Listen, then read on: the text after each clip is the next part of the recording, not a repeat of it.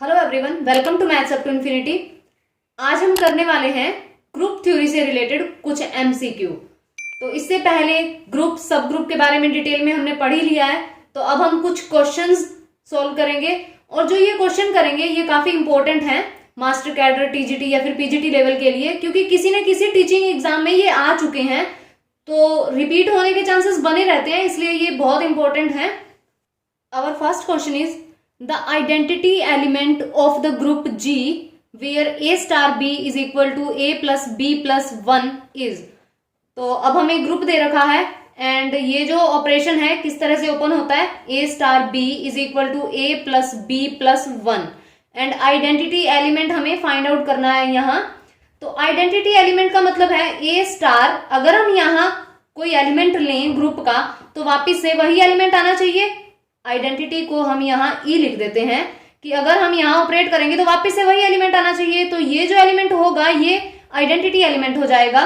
Then हम जब operate करेंगे ये बन जाएगा a plus E plus 1 is equal to A and हमें e की वैल्यू फाइंड आउट करनी है।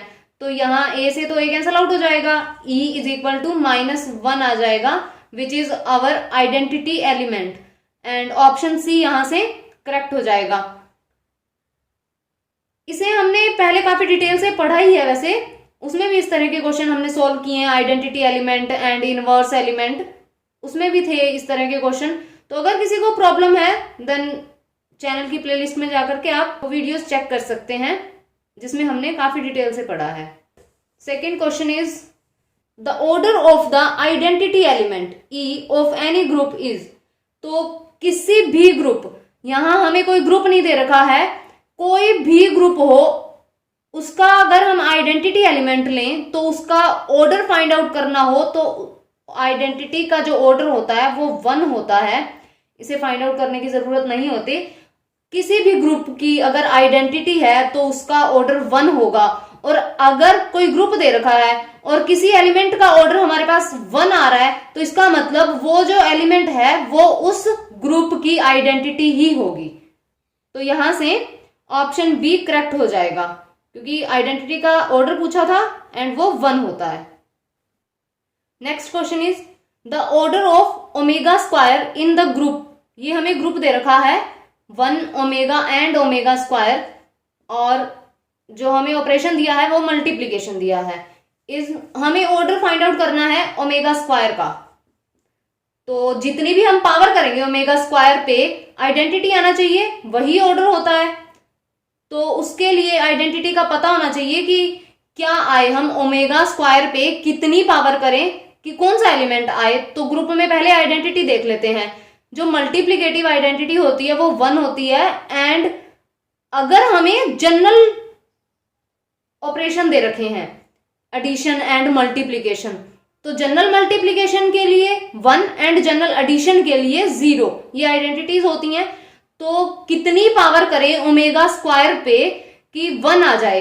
तो पहले तो ओमेगा स्क्वायर अगर हम 1 करते हैं ये तो ओमेगा स्क्वायर ही रहेगा एंड ओमेगा स्क्वायर करते हैं तो ये ओमेगा 4 हो जाएगा एंड ओमेगा 4 को हम लिख लेंगे omega cube and omega cube is equal to 1 होता है। तो ये ओमेगा क्यूब 1 हो जाएगा एंड यहाँ ओमेगा आ जाएगा एंड पावर जब हम 3 करेंगे ओमेगा 6 हो जाएगा। इसे ओमेगा क्यूब का स्क्वायर लिख देते हैं। तो ओमेगा क्यूब तो 1 होता है, 1 का स्क्वायर करेंगे 1 आ जाएगा।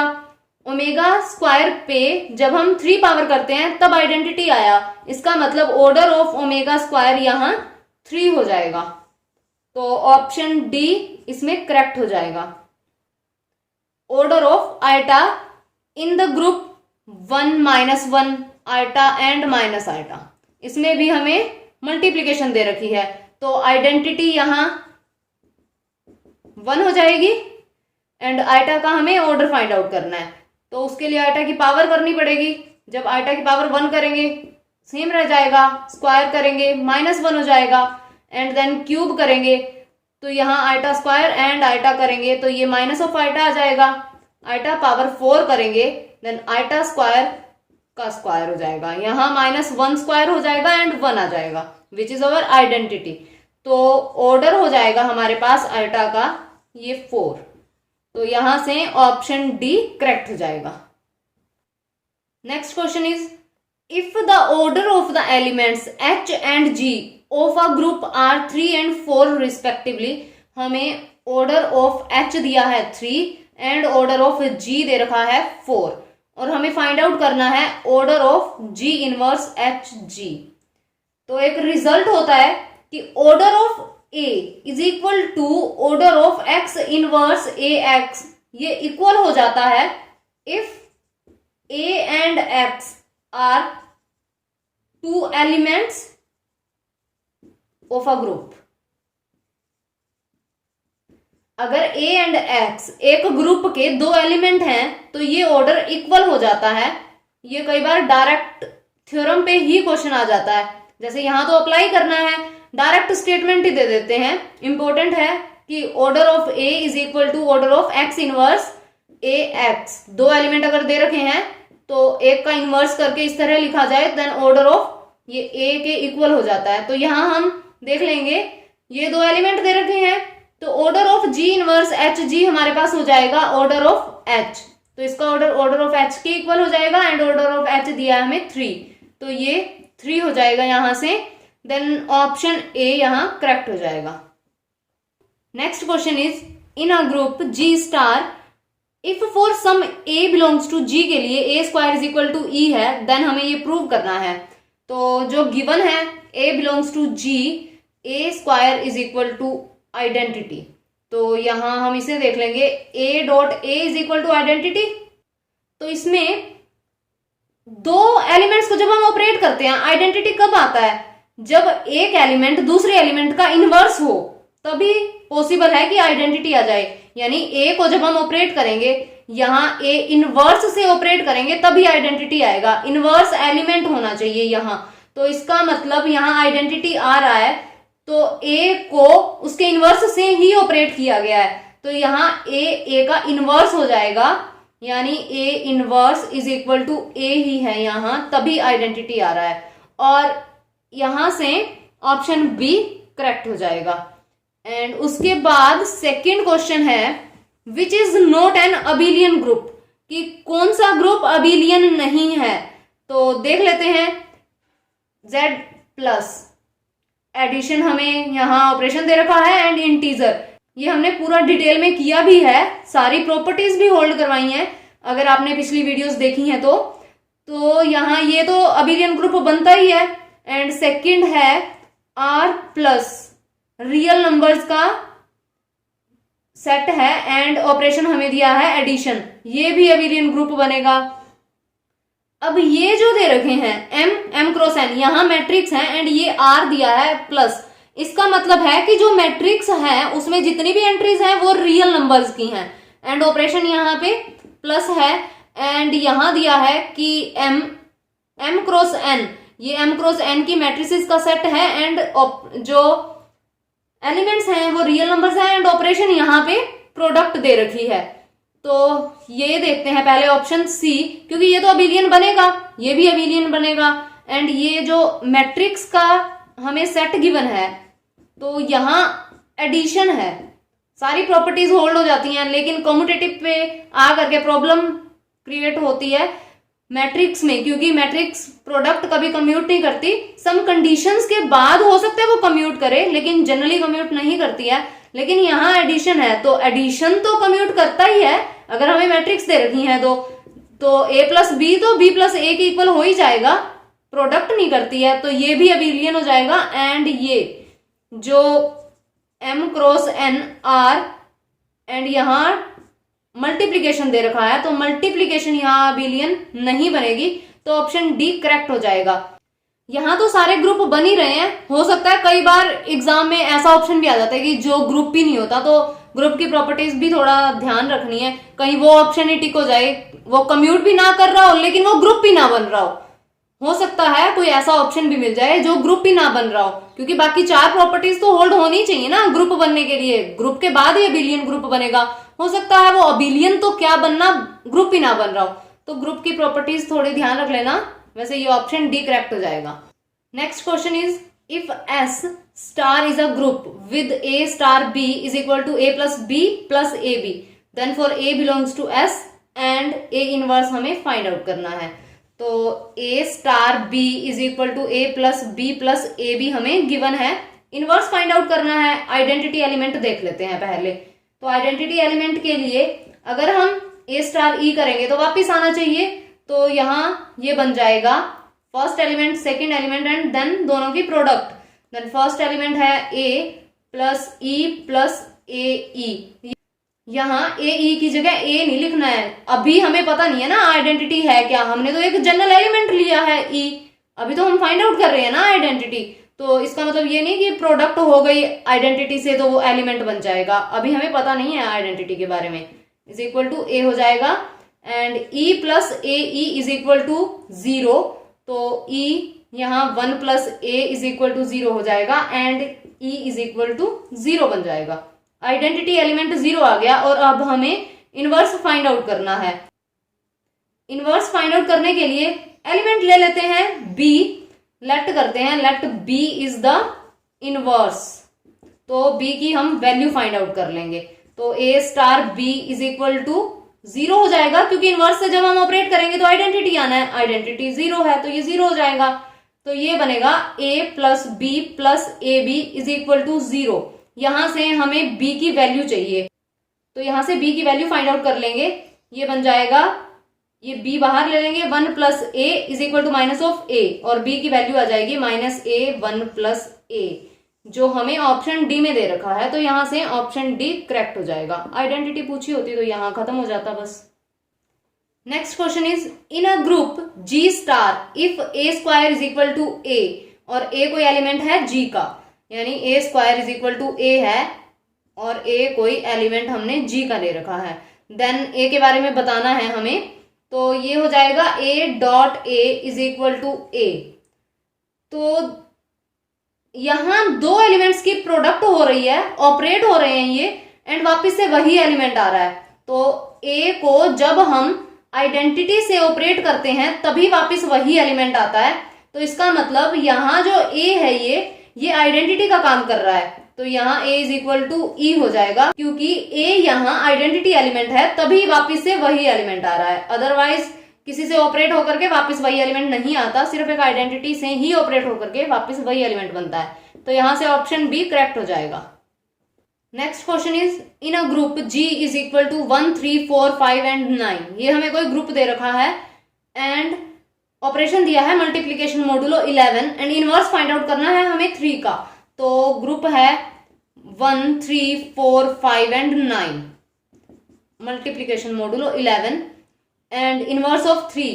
तो इसका मतलब 3 के साथ जब हम ऑपरेट करेंगे यहाँ एलिमेंट को तो आइडेंटिटी आना चाहिए and identity of multiplication modulo 1 होती है। एडिशन मोडुलो की आइडेंटिटी 0 होगी एंड मल्टीप्लीकेशन मोडुलो की आइडेंटिटी 1 होती है। तो ये यहाँ 1 हो जाएगा।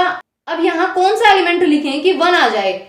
तो सारे एलिमेंट लिखने की जरूरत नहीं है क्योंकि यहाँ जो ऑप्शन में दे रखे हैं वही चेक कर लेते हैं। अगर यहाँ कोई एक ऑप्शन नन होता फिर तो हो सकता है इनसे एक्स्ट्रा भी कोई बन जाए, लेकिन अब नन तो दिया नहीं है तो यहाँ से ही चेक कर लेते हैं। 1 लिखेंगे जब हम यहाँ तो ये 3 को 1 से मल्टीप्लाई करेंगे तो 3 आएगा ना। 11 से डिवाइड करेंगे क्योंकि छोटा बन रहा है, रिमाइंडर सेम रहेगा एंड यहाँ 1 तो आ नहीं सकता। 4 के लिए ट्राई करते हैं, 12 होगा। 12 को 11 से जब हम डिवाइड करेंगे तो रिमाइंडर 1 हो जाएगा।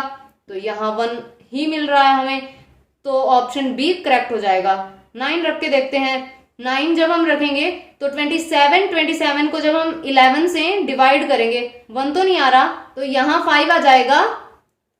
तो ये ऑप्शन गलत हो जाएगा और उसके बाद है ऑप्शन डी। जब हम 3 रखेंगे तो ये 9 हो जाएगा, तब भी यहाँ 9 आ जाएगा और ऑप्शन बी यहाँ करेक्ट होगा। Next question is the set of even integers is a proper subgroup of integers with addition, integer multiplication, natural number addition and natural number multiplication. ये बताना है कि सेट ऑफ इवन इंटीजर्स का जो set बनेगा वो इसमें से किसका सब ग्रुप होगा। सब ग्रुप होने के लिए सबसे पहले तो वो सबसेट होना चाहिए, तो उसके बाद वो ग्रुप की प्रॉपर्टीज को होल्ड करके एक सब ग्रुप बनाता है। तो सबसे पहले तो देख लेते हैं कि ये सेट किसका सबसेट है। तो जो इवन इंटीजर्स मतलब कि 0 प्लस माइनस 2 प्लस माइनस 4 ये जो सेट बनेगा ये किसका सबसेट है? इसका सबसेट बनेगा, इसका भी सबसेट बनेगा। नेचुरल नंबर का तो ये सबसेट ही नहीं बनेगा, तो ये ऑप्शन तो गलत ही हो जाएंगे। उसके बाद अब इन दोनों में से एक ऑप्शन ठीक होगा। तो जो z मल्टीप्लीकेशन के साथ है, क्या ये कोई ग्रुप बन रहा है? अगर हम ऐसे सेट का कोई सबसेट लेते हैं जो ग्रुप हो, तब जाकर के उसका सबसेट सब ग्रुप बनता है। तो पहले तो ये देखें कि ये खुद ग्रुप है या नहीं। तो ये खुद ग्रुप ही नहीं है, क्योंकि मल्टीप्लीकेशन के साथ इंटीजर्स के अंदर इनवर्स ही नहीं मिलता। अगर हम यहां कोई a ले लें तो इसका इनवर्स क्या बन जाएगा? 1/a हो जाएगा। 1/a इंटीजर ही नहीं है, इनवर्स ही एग्जिस्ट नहीं करेगा, तो ये ग्रुप ही नहीं बनता, तो सब ग्रुप की तो बात ही नहीं हो सकती। यहां ये ऑप्शन करेक्ट हो जाएगा और ये गलत हो जाएगा। Next question is nth root of unity is a subgroup of integers, addition and ये रैशनल्स हो गया, कॉम्प्लेक्स नंबर्स हो गया। बताना है nth रूट ऑफ यूनिटी किसका सब ग्रुप बनेगा। nth रूट ऑफ यूनिटी के अंदर एलिमेंट कैसे होते हैं? आइटा वाले होते हैं। देखो, अगर हम क्यूब रूट ऑफ यूनिटी भी लें तो भी उसमें 1 ओमेगा ओमेगा स्क्वायर आता है, तो ये इनके साथ आइटा भी तो होता ही है। And fourth root of unity लें 1 माइनस आइटा एंड आइटा, ये बन जाता है। तो हम nth रूट ऑफ यूनिटी की बात कर रहे हैं, यहाँ कॉम्प्लेक्स रूट्स हो जाएंगे, और जो कॉम्प्लेक्स होगा वो इंटीजर्स का तो सबसेट हो ही नहीं सकता, सब ग्रुप तो बाद में देखते हैं, और इसका भी नहीं हो सकता, इसलिए वो कॉम्प्लेक्स का ही सब ग्रुप बनेगा, क्योंकि ये ग्रुप तो बनता है। जो nth रूट ऑफ यूनिटी है ग्रुप की सारी प्रॉपर्टीज को होल्ड करता है, ये ग्रुप तो बनता है, और ये सबसेट किसका होता है? कॉम्प्लेक्स का होता है, इसलिए ऑप्शन सी यहां करेक्ट हो जाएगा। Next question is in a group G the equation, ये हमें इक्वेशन दे रखी है x star a is equal to b has unique solution. ये सॉल्यूशन बनेगा या फिर ये सॉल्यूशन बनेगा या फिर ये सॉल्यूशन बनेगा, चेक करना है हमें। ये ग्रुप दे रखा है, ग्रुप का कोई एलिमेंट है a एंड b, और हमें x की वैल्यू फाइंड आउट करनी है, क्योंकि सॉल्यूशन कहाँ है तो x की वैल्यू ही फाइंड आउट करनी है। तो अगर ये ग्रुप है और ये एलिमेंट इस ग्रुप के हैं, तो इसका मतलब इनवर्स एग्जिस्ट करेगा। अगर इनवर्स एग्जिस्ट करेगा तो मल्टीप्लाई कर देते हैं, x स्टार a इनवर्स ले लेते हैं एंड इज इक्वल टू यहां b and star a inverse ले लेते हैं। अगर इन दोनों को ऑपरेट करेंगे आइडेंटिटी हो जाएगा, x star e is equal to b star a inverse हो जाएगा। और आइडेंटिटी से अगर हम किसी भी एलिमेंट को ऑपरेट करते हैं तो वापस वही एलिमेंट हो जाता है, तो यहां से यहाँ ये a इनवर्स हो जाएगा। तो जो सॉल्यूशन बनेगा वो b स्टार a इनवर्स बनेगा, इसका मतलब ऑप्शन a यहां से करेक्ट हो जाएगा। Next question is which is incorrect. अब हमें इनकरेक्ट बताना है। Centre of a group is a subgroup of जी। क्या सेंटर ऑफ अ ग्रुप जो होता है वो सब ग्रुप होता है जी का? ये जब हम सेंटर ऑफ ग्रुप डिस्कस कर रहे थे तब भी बताया था, किसी भी ग्रुप का सेंटर सब ग्रुप जरूर बनता है, तो ये करेक्ट हो जाएगा। And second is subgroup of abelian group is abelian. बिल्कुल, subgroup of abelian group हमेशा अबिलियन रहता है। And union of two subgroups is a subgroup and intersection of two subgroup is a subgroup. यहां ये correct बनेगा and this one is incorrect, तो ये tick हो जाएगा। Union of two subgroup is a subgroup नहीं बनता है यूनियन दो सब ग्रुप्स का, क्योंकि इसके साथ एक और कंडीशन होती है, यूनियन तभी सब ग्रुप बनेगा। मान लो H1 एंड H2, अगर हमें दो सब ग्रुप्स दे रखे हैं एंड इसकी यूनियन को हमें सब ग्रुप प्रूव करना है, तो इसके लिए एक कंडीशन होती है, या तो H1 को H2 का सबसेट होना चाहिए या फिर H2 को H1 का सबसेट होना चाहिए। इन दोनों में से एक भी अगर होल्ड हो जाता है तब ये यूनियन सब ग्रुप बन जाती है, अदरवाइज नहीं बनती है। तो ऑप्शन सी यहां से करेक्ट हो जाएगा, क्योंकि इनकरेक्ट पूछा है इसलिए ये टिक होगा। Next question is in the group G is equal to 0 1 2 3 4 and operation दिया है हमें एडिशन मोडुलो 5 एंड ये इक्वेशन दे रखी है 2 addition modulo 5 x is equal to 1, 2 addition modulo 5 x is equal to 1, और हमें x की वैल्यू फाइंड आउट करनी है। सॉल्यूशन कहा है x की वैल्यू फाइंड आउट करनी है, तो यहाँ क्या एलिमेंट रखें कि 1 हो जाए? ऑप्शन से ही ले लेते हैं, 2 एडिशन मोडुलो 5, अगर 0 रखेंगे यहाँ ऐड करेंगे 2 बनेगा, 2 को 5 से डिवाइड करेंगे तो ये तो 2 ही रह जाएगा, 1 तो नहीं आया, ऑप्शन 1 गलत हो जाएगा। एंड देन 4 रखेंगे, 2 एडिशन मोडुलो 5 एंड 4, ये 6 हो जाएगा, डिवाइड करेंगे ये 1 हो जाएगा। तो यहां से x की जो वैल्यू है वो 4 बन जाएगी, तो ऑप्शन बी करेक्ट हो जाएगा। Next question is in the group g is equal to 1 2 3 and 4 multiplication modulo दिया है और हमें इक्वेशन दे रखी है 2 inverse multiplication modulo 3 multiplication modulo 5 x is equal to 4, और यहां हमें सॉल्यूशन बताना है, मतलब x की वैल्यू बतानी है। तो अब की बार पिछले क्वेश्चन में हमें यहाँ इनवर्स नहीं दे रखा था, अब यहाँ 2 इनवर्स दिया है, इसके लिए हम इसे 1/2 नहीं लिखेंगे, 2 का इनवर्स, इसका मतलब फाइंड आउट करना पड़ेगा हमें। तो 2 इनवर्स फाइंड आउट करने के लिए 2 के साथ मल्टीप्लीकेशन मोडुलो 5 और यहाँ क्या एलिमेंट लिखें कि आइडेंटिटी आई, और मल्टीप्लीकेशन मोडुलो में आइडेंटिटी 1 होती है, एडिटिव मोडुलो में आइडेंटिटी 0 होती है, तो यहाँ 1 आए। यहाँ क्या लिखें, सेट का एलिमेंट कि यहाँ 1 आ जाए, तो जब हम 1 लिखेंगे तो ये तो 2 बनेगा, 5 से डिवाइड करेंगे 2 आएगा, फिर यहाँ 3 लिखें तो ये 6 हो जाएगा, एंड 5 से जब हम डिवाइड करेंगे तो 1 हो जाएगा। तो इसका मतलब जो ये 2 इनवर्स है ये 3 हो गया है। अब यहाँ हम वैल्यू रख देंगे 2 इनवर्स की, तो ये बन जाएगा 3 multiplication modulo 5 and 3 multiplication modulo 5 x is equal to 4। अब ये जो एलिमेंट है ये ग्रुप के एलिमेंट हैं, ग्रुप के एलिमेंट हैं तो उसकी प्रॉपर्टीज को भी होल्ड करेंगे, क्लोजर प्रॉपर्टी भी होल्ड होगी, एसोसिएटिव भी होगी, सभी होंगी। तो एसोसिएटिव प्रॉपर्टी यहाँ अप्लाई कर देते हैं, तो ये बन जाएगा एंड 3 यहाँ ब्रैकेट यूज करेंगे एंड यहाँ हम x इज इक्वल टू ये 4 लिख देंगे। जब हम यहाँ अप्लाई करेंगे तो ये 9/5 हो जाएगा एंड 4 हमारे पास रिमाइंडर हो जाएगा। Multiplication modulo 5 x is equal to 4। अब हम यहाँ क्या एलिमेंट लिखें कि वापस 4 आए, ऑप्शन से देखते हैं। 1 लिखें अगर 4 मल्टीप्लीकेशन मोडुलो 5 एंड यहाँ 1 लिखें तो 4 से मल्टीप्लाई होके 4 बनेगा, डिवाइड करेंगे तो 4 ही हो जाएगा। तो यहाँ ऑप्शन ए करेक्ट हो जाएगा, x की वैल्यू यहाँ 1 हो जाएगी। तो इस तरह के क्वेश्चन भी आ जाते हैं कई बार सॉल्यूशन देखने वाले। Next question is the group g is equal to 0 1 2 3 4 and 5 and addition modulo 6 दे रखा है। Which of the following is a subgroup of g, तो बताना है कि कौन से सब ग्रुप बनेंगे। सब ग्रुप के लिए सबसे पहले तो सबसेट होना चाहिए, देख लेते हैं कि ये सबसेट है या नहीं है। फर्स्ट ऑप्शन 0 3 ये भी सबसेट बनेगा, 2 4 भी बनेगा, 1 3 भी बनेगा एंड 2 3 भी बनेगा, क्योंकि एलिमेंट तो ये g के ही हैं तो सबसेट तो ये बनेंगे। अब हम देख लेते हैं कि ये ग्रुप की प्रॉपर्टीज को होल्ड करेंगे या नहीं करेंगे। तो अगर हम ऑप्शन आइडेंटिटी देखते हैं, हम डायरेक्ट अगर हम यहाँ आइडेंटिटी देखें, एग्जिस्ट करनी चाहिए ना, तो एडिटिव आइडेंटिटी जो होती है, अगर हम एडिशन मोडुलो लें या फिर जनरल यहाँ एडिशन ऑपरेशन हो तब भी आइडेंटिटी तो 0 रहती है, आइडेंटिटी चेंज नहीं होती। अदरवाइज ऑपरेशन के अकॉर्डिंग ही आइडेंटिटी होती है एंड इनवर्स होता है, चेंज होते रहते हैं। लेकिन एडिशन मोडुलो हो या फिर जनरल एडिशन हो, उसके लिए जो आइडेंटिटी होती है वो 0 होती है। आइडेंटिटी हमेशा उस सेट में एग्जिस्ट करनी चाहिए। तो इन ऑप्शंस में जो ऑप्शन बी है एंड सी है एंड डी, इन तीनों में आइडेंटिटी एग्जिस्ट नहीं कर रही है, 0 है ही नहीं किसी भी सेट में, तो ये सब ग्रुप नहीं बनेंगे एंड ये हमारा सब ग्रुप बन जाएगा।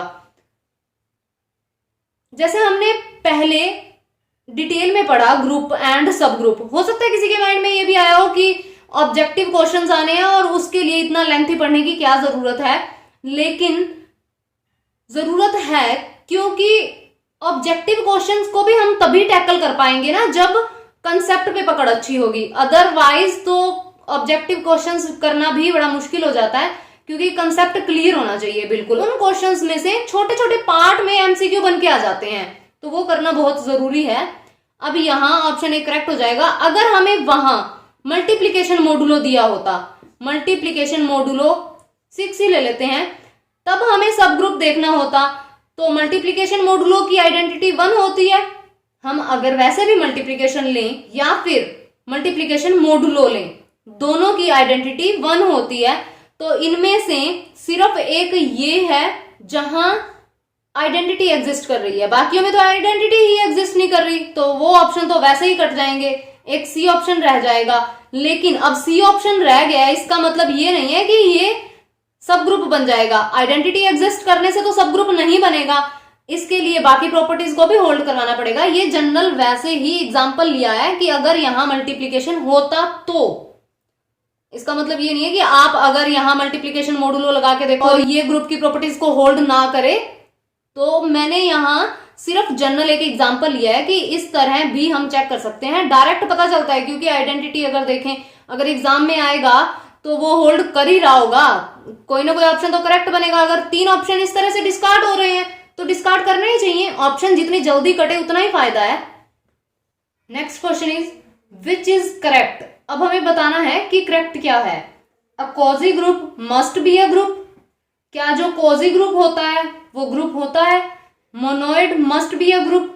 जो मोनोइड होगा वो ग्रुप होगा। Group must be a groupoid. क्या जो ग्रुप होता है वो ग्रुपोइड होता है या फिर नन ऑफ दिस। तो सबसे पहले तो पता होना चाहिए कि कॉजी ग्रुप, मोनोइड और ग्रुपोइड होता क्या है। जिन्होंने पिछली वीडियोस देख रखी है उन्हें तो पता चल भी गया होगा कि कौन सा ऑप्शन करेक्ट है।